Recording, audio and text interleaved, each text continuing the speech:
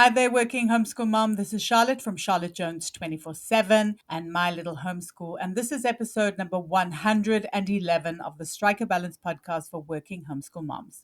If you're new here, welcome. I hope you're going to find a lot of support as you move through your Working Homeschool Mom journey. Today's episode is really interesting. As a working homeschool mom, I'm sure that you want to live life on your own terms. I know I certainly do.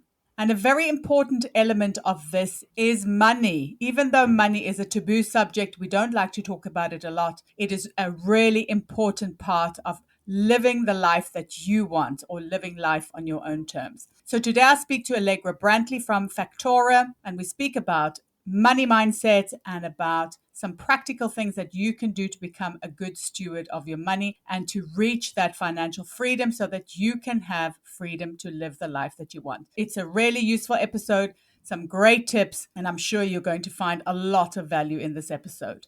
But before we get to the episode, I'd be ever so grateful if you could rate, review, or subscribe to the podcast, or you could forward this episode to a working homeschool mom who's thinking about her finances, who's thinking about financial freedom, so that she can be supported on this journey. Thank you so much and enjoy the episode.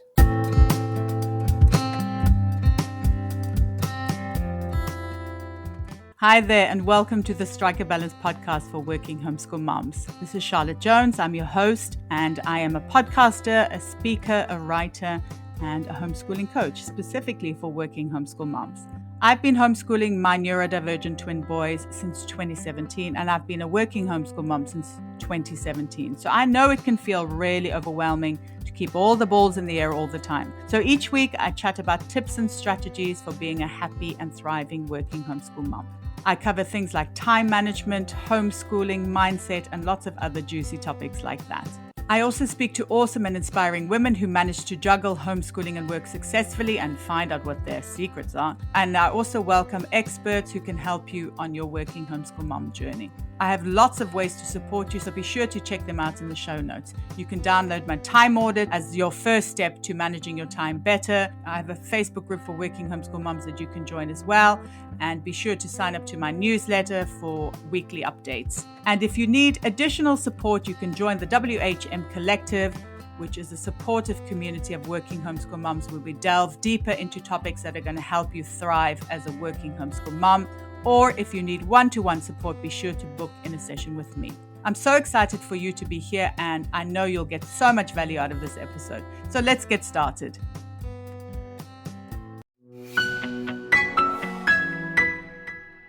Working homeschool mom, I know how overwhelming it can be to choose a math curriculum for your homeschool. That's why I'd like to tell you about the online math curriculum we've been using for years, ctcmath.com. As far as math curriculums go, it has loads of great features that solve lots of the math issues we've had, and I know a lot of homeschooling families have. Here are just a few of the many features that we really like. Questions are adaptive, which means the interactive questions change in difficulty depending on the student's ability. The program uses a smart algorithm that tracks the student's progress and delivers questions based on their exact needs. The student doesn't even know this is happening, helping them to build confidence and master math concepts. Concepts are delivered through video tutorials and summaries which are clear, complete, and easy to follow. It's like having your very own teacher. This ensures your children understand something before they're asked to practice it. And then for us parents, CTC Math has extensive reports which are so valuable in monitoring your child's progress and spotting any gaps. And they offer a 12-month money-back guarantee if this curriculum is not for you and your family. CTC will provide a full refund, no questions asked. But I think the most important thing is a whole lot less stress when it's math time for both parents and kids. You get to outsource math with confidence, and your kids get a fantastic tailor-made program that makes learning and mastering math enjoyable and positive. Visit CTC Math today to start your free trial. CTC Math is also offering you, listener, an amazing special. When you go to ctcmath.com/MLH, you can get a half price discount plus a bonus 6 months for free. That's ctcmath.com/MLH.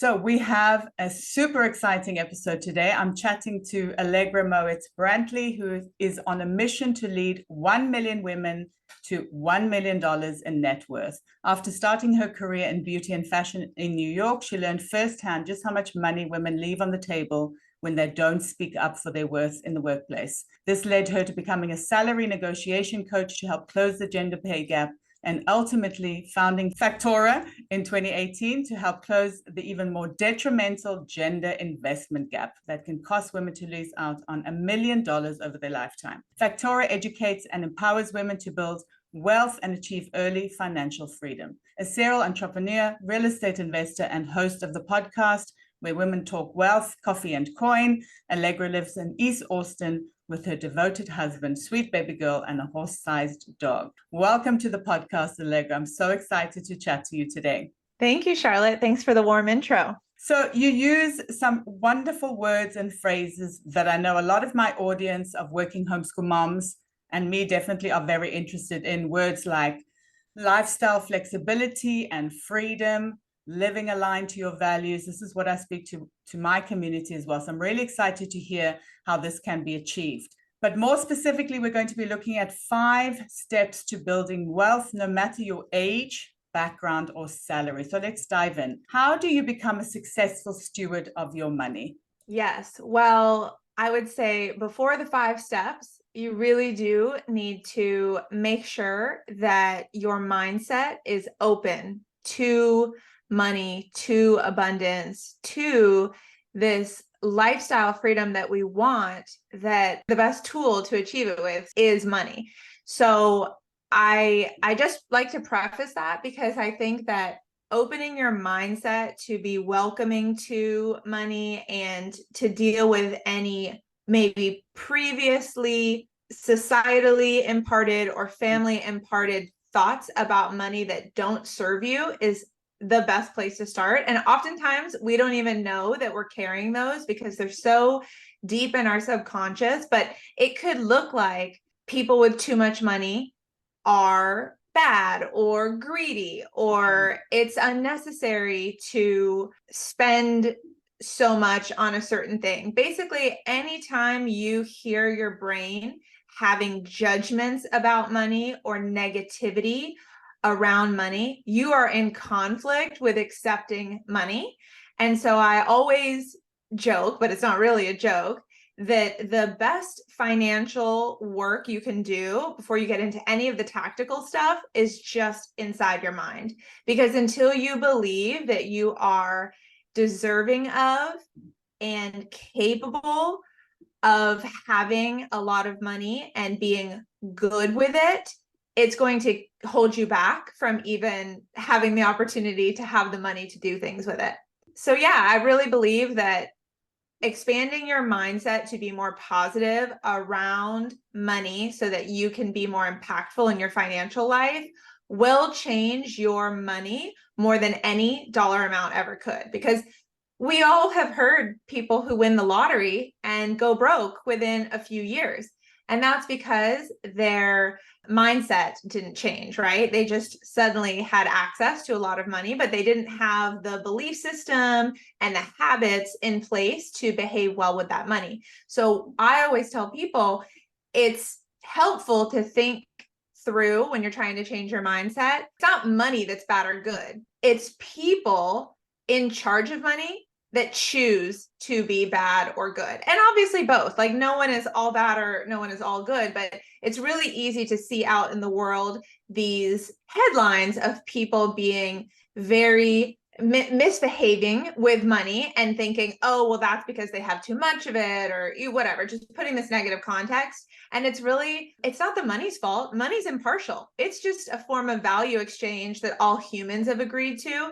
It's the human in charge of the money that can behave responsibly and very well with that money, or be negative with those money choices. And so I love it when women work on their mindset and feel really excited about having more financial abundance in their life, because women are so good with their money.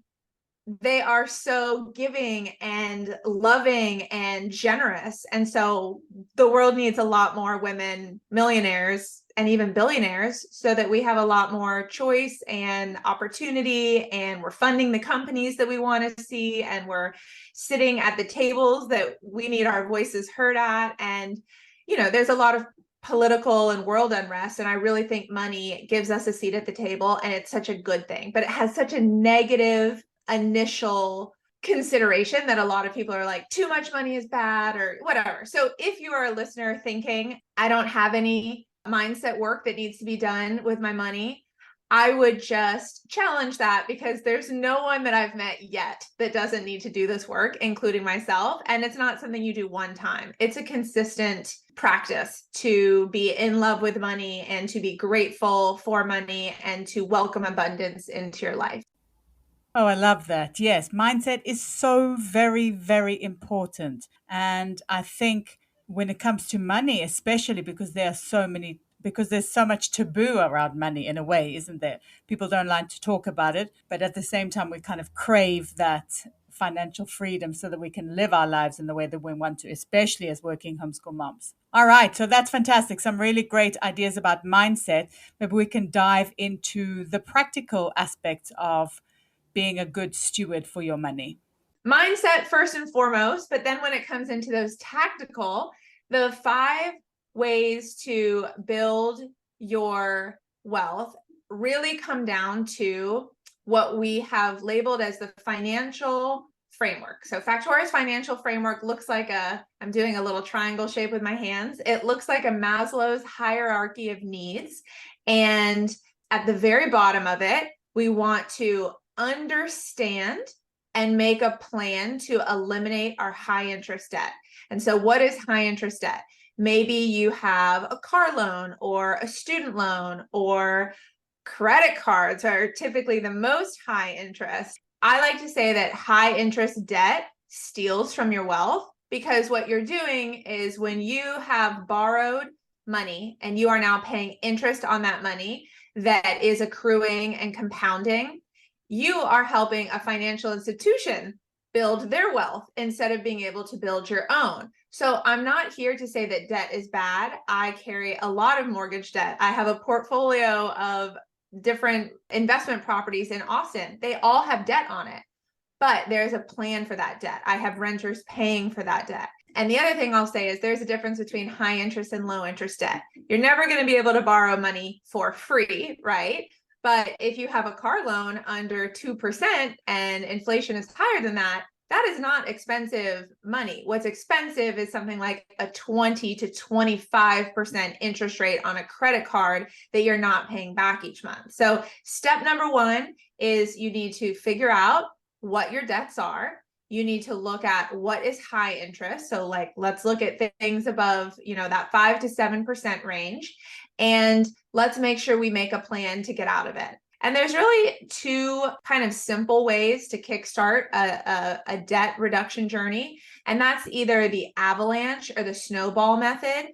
One being that you find the one with the highest interest and you try and tackle that first. And the other being that you look at the one with the lowest amount that you owe and you try and tackle that first. So you get a low amount done and then you do the next tier. All kind of trying to work with your psyche to make you feel like you're making progress, because high interest debt, especially if you're in a lot of it, can feel really, really heavy and hard to get out of. It's also like having awareness of where your debts are as well, because I think that's such a big part, is knowing exactly. Because sometimes if there's a lot of debt, you kind of stick your head in the sand. You're like, Yes. I don't even want to see it. I don't want to open the account. So like having awareness, tracking, I think is so important as well. Yes. Another way to do that, I mean, you can definitely get out a pen and paper and look up, okay, this is my credit card, this is my student loan, this is my car loan, and list them out. But you can also go to a free credit check site, something like Credit Karma, and it's going to list everything that's attached to you. So that's one way to kind of get a comprehensive look.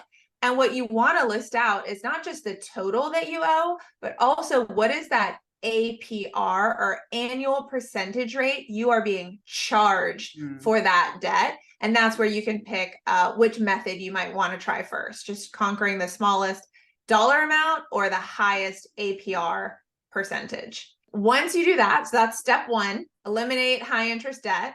Step two, you want to spend in line with your values. And so I started Factora 5 years ago. I personally didn't have great money habits in my 20s or growing up. My family didn't.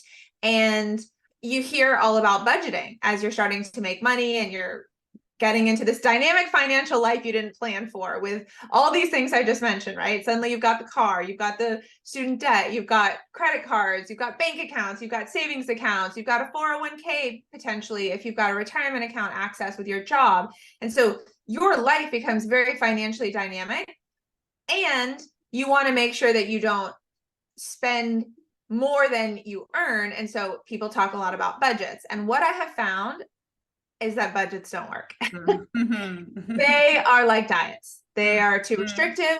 We can try them for a while, but then we mess up. We are a little unforgiving to ourselves, and then we binge and we have to start all over again. And it's really hard to make ourselves do something that we've lost faith in anyways. So I don't even use the term budgeting. Instead, I believe step two is spending in line with your values, because that is going to align you with your own wealth. If I buy things that are in favor of my wealth, then I don't have to feel guilty of the things I buy. But that does mean taking the time to figure out what your values are. So we have a free values identifying assessment that you can find on our YouTube channel, but really you want to do the kind of woo-woo, non-technical, non-financial work of figuring out what are the most important things to me. And I recommend picking 3 to 5 values and then reviewing your last 3 months of spending and highlighting where you are spending money on things that don't align with those values.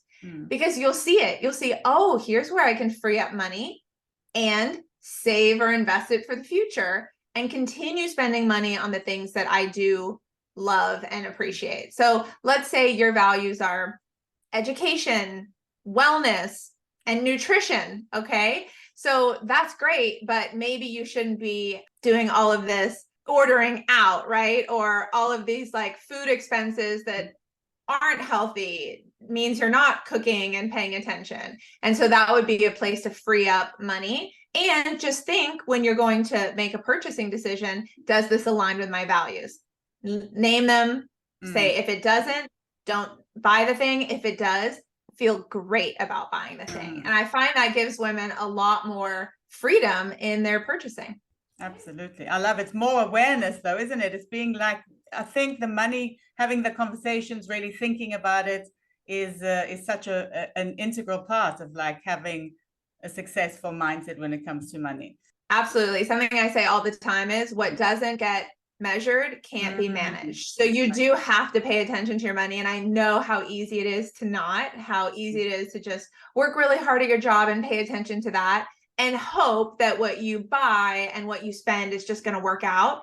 But it's probably not. You really do have to make sure that you are checking in on it, that you are spending on the things that you want to be, saying no to the things that actually you don't want to, quote unquote, waste money on, so that you can prioritize money for these other steps. So the next step, the third step, is having an emergency fund at the ready, because that is what's going to protect your wealth.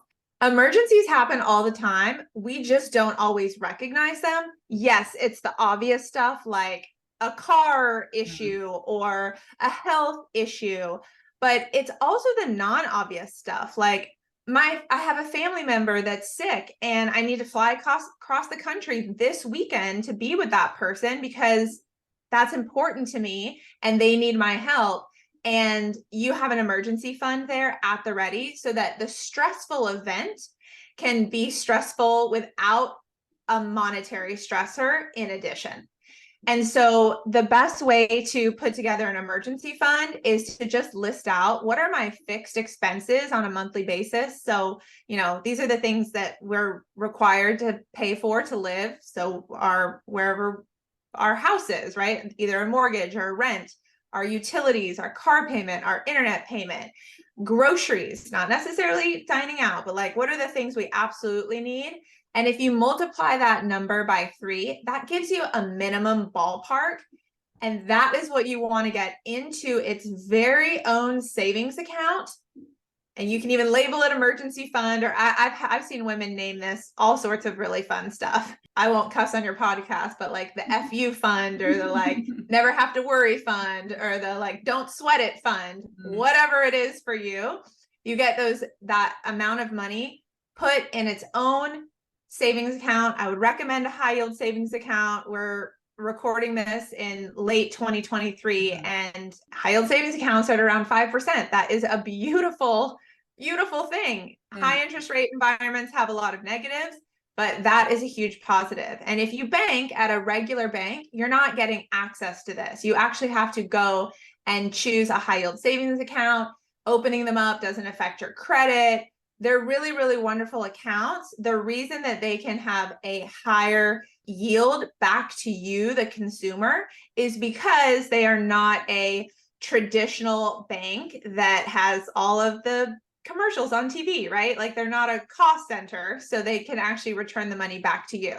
And a great way to search for any financial account that you might need is using something called nerdwallet.com, and you just type in best high yield savings account month and year, and it's a comparison site. So it's going to show you all of the top options, and you can just cross compare what makes sense. So that's a great thing to do.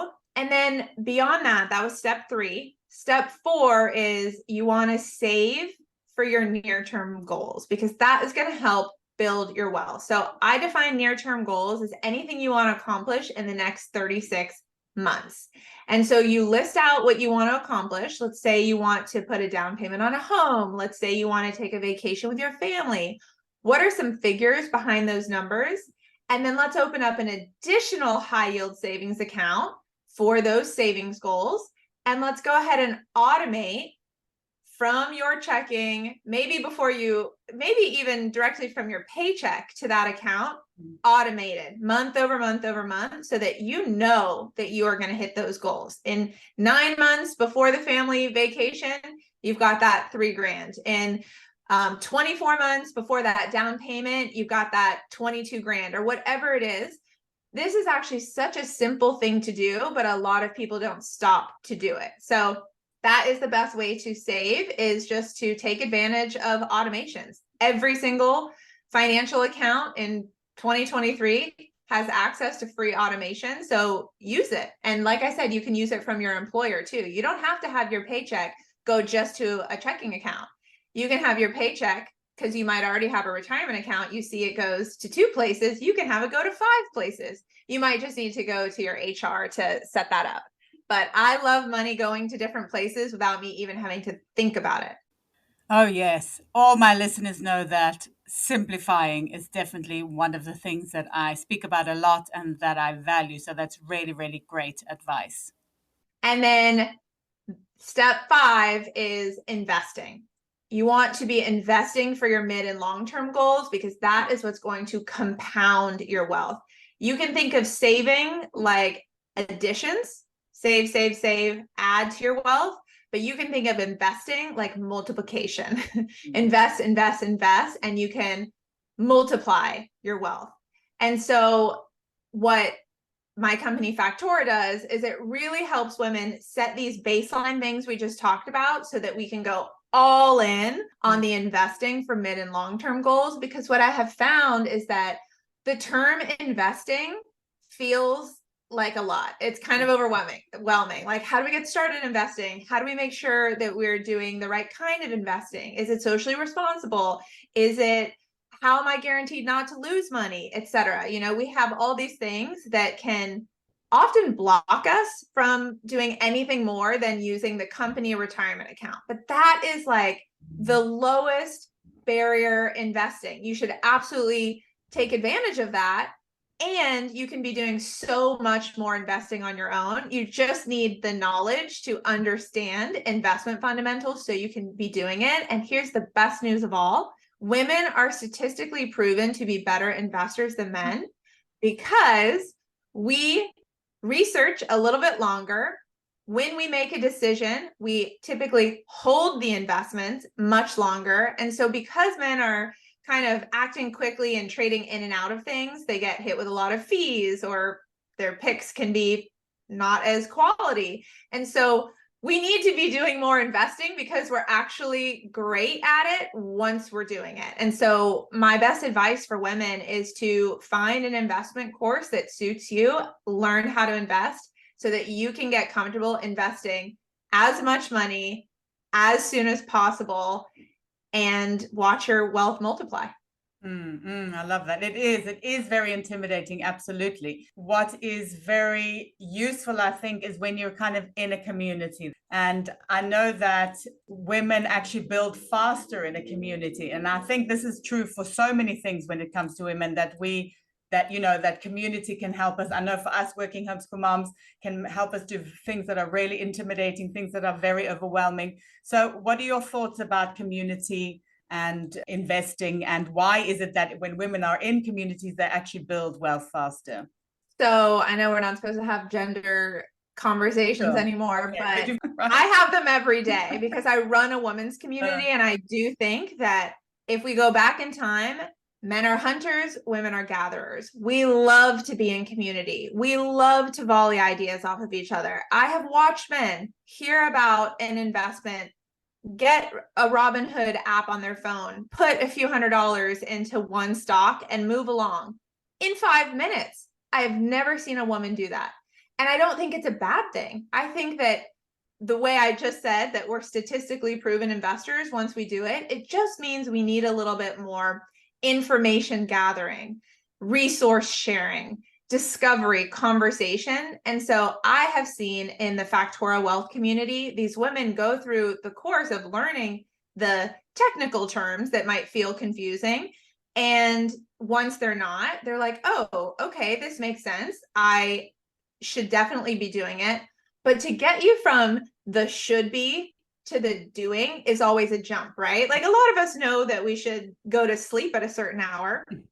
Do we? A lot of us know we should eat certain ways. Do we?